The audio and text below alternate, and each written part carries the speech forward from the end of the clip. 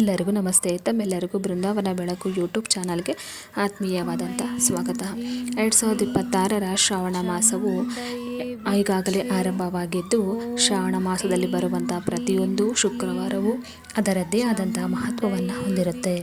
ಅದರಲ್ಲೂ ಶ್ರಾವಣ ಮಾಸದಲ್ಲಿ ದೇವತೆಗಳಿಗೆ ಕುಂಕುಮವೆಂದರೆ ಅತ್ಯಂತ ಪ್ರಿಯ. ಕುಂಕುಮಾರ್ಚನೆ ಮಾಡಲಾಗುತ್ತೆ. ಶ್ರಾವಣ ಮಾಸದ ಶುಕ್ರವಾರಗಳಂದು ಮಾಡುವ ಕುಂಕುಮಾರ್ಚನೆಗೆ ಅತ್ಯಂತ ಮಹತ್ವವಿದೆ. ಹಾಗಾದರೆ ದೇವತೆಗಳಿಗೆ ಶ್ರಾವಣ ಮಾಸದಲ್ಲಿ ಮಾಡುವ ಕುಂಕುಮಾರ್ಚನೆಗೆ ಯಾಕೆ ಅಷ್ಟೊಂದು ಪ್ರಿಯ, ಮಹತ್ವವೇನು, ಬನ್ನಿ ತಿಳಿಯೋಣ.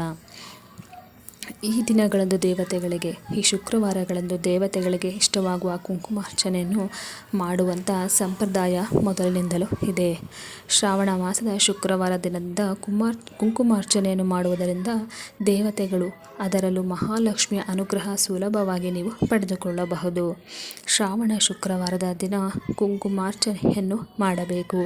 ಇದನ್ನು ಮಾಡುವುದು ಹೇಗೆ, ಬನ್ನಿ ಮಾಹಿತಿ ತಿಳಿಯೋಣ.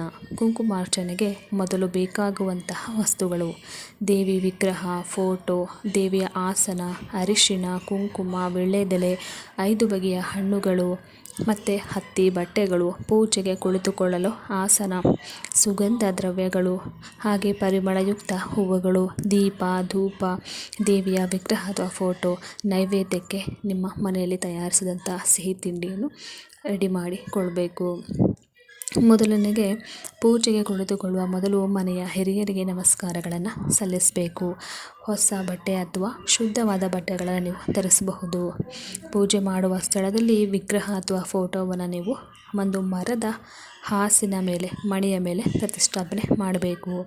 ದೇವಿಯ ವಿಗ್ರಹವಾದರೆ ಶುದ್ಧ ನೀರಿನಿಂದ ಅಭಿಷೇಕ ಮಾಡಿ, ಫೋಟೋವಾದರೆ ಗಂಗಾಜಲವನ್ನು ಸಿಂಪಡಿಸಿ, ಹೂಗಳಿಂದ ಅಲಂಕಾರವನ್ನು ಮಾಡಿ ಧೂಪ ದೀಪಗಳನ್ನು ಹಚ್ಚಬೇಕು.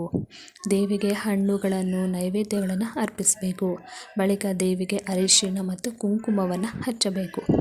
ನಂತರ ದೇವಿಯ ತಲೆಯಿಂದ ಆಕೆಯ ಪಾದಕ್ಕೆ ಬೀಳುವ ರೀತಿಯಲ್ಲಿ ಕುಂಕುಮವನ್ನು ದೇವಿಗೆ ಮಂತ್ರ ಜಪಿಸುತ್ತಾ ಹಾಕಬೇಕು. ಈ ಸಮಯದಲ್ಲಿ ಶ್ರೀ ಸೂಕ್ತವನ್ನು ಪಠಿಸುವುದು ತುಂಬಾ ಉತ್ತಮ. ಕುಂಕುಮಾರ್ಚನೆಯನ್ನು ಆರತಿ ಬೆಳಗುವ ಮೂಲಕ ಸಂಪೂರ್ಣಗೊಳಿಸಬೇಕು. ಕುಂಕುಮಾರ್ಚನೆ ಎಂದರೆ ದೇವಿಯ ವಿಗ್ರಹಕ್ಕೆ ಕುಂಕುಮದಿಂದ ಮಾಡುವಂತಹ ಅಭಿಷೇಕ. ಕೆಲವು ಸ್ಥಳಗಳಲ್ಲಿ ದೇವಿಯ ಪಾದಗಳಿಗೆ ಮಾತ್ರ ಕುಂಕುಮಾರ್ಚನೆಯನ್ನು ಮಾಡುವಂಥ ಪದ್ಧತಿ ಇದೆ. ಈ ಅಭಿಷೇಕವನ್ನು ಮಾಡುವಾಗ ದೇವಿಯ ಮಂತ್ರದ ಬಗ್ಗೆ ತಿಳಿದಿರುವುದು ತುಂಬ ಅವಶ್ಯಕತೆ. ದೇವಿಯನ್ನು ಜಪಿಸುವಾಗ ಒಂದು ಚಿಟಿಕೆ ಕುಂಕುಮವನ್ನು ದೇವಿಯ ತಲೆಯಿಂದ ಅವಳ ಪಾದಗಳಿಗೆ ಸುರಿಯಬೇಕು. ದೇವಿಯ ಹೆಸರನ್ನು ಜಪಿಸುವಾಗ ಅವಳನ್ನು ಕುಂಕುಮದಿಂದ ಅಭಿಷೇಕಿಸಬೇಕು. ಈ ಕುಂಕುಮಾರ್ಚನೆಯನ್ನು ಮಾಡೋದ್ರಿಂದ ನೀವು ದೇವಿಯ ಒಂದು ಅನುಗ್ರಹವನ್ನು ಪಡೀತೀರಾ. ಮೂಲ ಸಕ್ರಿಯ ಶಕ್ತಿ ತತ್ವವು ಕೆಂಪು ಬೆಳಕಿನಿಂದ ಸೃಷ್ಟಿಯಾಗಿರೋದ್ರಿಂದ ಶಕ್ತಿ ತತ್ವದ ಅಭಿವ್ಯಕ್ತಿಯಾಗಿ ದೇವಿಯನ್ನು ಕುಂಕುಮದಿಂದ ಪೂಜೆ ಮಾಡಲಾಗುತ್ತೆ. ವಿಶ್ವದಲ್ಲಿನ ಶಕ್ತಿ ತತ್ವದ ಅಲೆಗಳು ಅಲ್ಪಾವಧಿಯಲ್ಲಿ ಕುಂಕುಮದಿಂದ ಹೊರಸೂಸುವ ಪರಿಮಳ ತರಂಗಗಳ ಸುವಾಸನೆಗೆ ಆಕರ್ಷಿತವಾಗುವುದರಿಂದ ಕುಂಕುಮದ ಅಭಿಷೇಕವು ದೇವಿಯ ಪೂಜೆಯಲ್ಲಿ ಪ್ರಮುಖವಾದಂಥ ಸ್ಥಾನವನ್ನು ಪಡೆದಿದೆ. ಕುಂಕುಮವನ್ನು ದೇವಿಯ ಜಾಗೃತಗೊಳಿಸುವ ಪರಿಣಾಮಕಾರಿ ಮಾಧ್ಯಮ ಅಂತಲೇ ಹೇಳಿದ್ದಾರೆ. ದೇವಿಗೆ ಹಚ್ಚಿದ ಕುಂಕುಮವನ್ನು ಭಕ್ತಿಯಿಂದ ನೀವು ಕೂಡ ಹಚ್ಚಿಕೊಳ್ಬೇಕು. ಕುಂಕುಮಾರ್ಚನೆ ಮಾಡುವ ಮೂಲಕ ವಿಗ್ರಹವು ಕೂಡ ಜಾಗೃತಗೊಳ್ಳುತ್ತೆ. ವಿಗ್ರಹದ ಶಕ್ತಿಯು ಕುಂಕುಮವನ್ನು ಪ್ರವೇಶಿಸುತ್ತೆ. ಇದು ನಿಮಗೆ ಪ್ರಯೋಜನವನ್ನು ಕೂಡ ತಂದುಕೊಡುತ್ತೆ.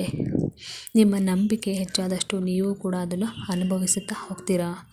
ದೇವತೆಗಳು ಯಾವಾಗಲೂ ಕುಂಕುಮವನ್ನು ಹೆಚ್ಚು ಇಷ್ಟಪಡ್ತಾರೆ. ಹಾಗಾಗಿ ಅವರ ಆರಾಧನೆಯಲ್ಲಿ ಕುಂಕುಮವನ್ನು ಹೆಚ್ಚಾಗಿ ಬಳಸಲಾಗುತ್ತೆ.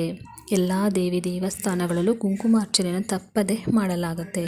ಇದರಿಂದ ದೇವತೆಗಳು ಶೀಘ್ರದಲ್ಲೇ ಸಂತುಷ್ಟರಾಗಿ ನಿಮ್ಮ ಇಷ್ಟಾರ್ಥಗಳು ಕೂಡ ನೆರವೇರುತ್ತೆ.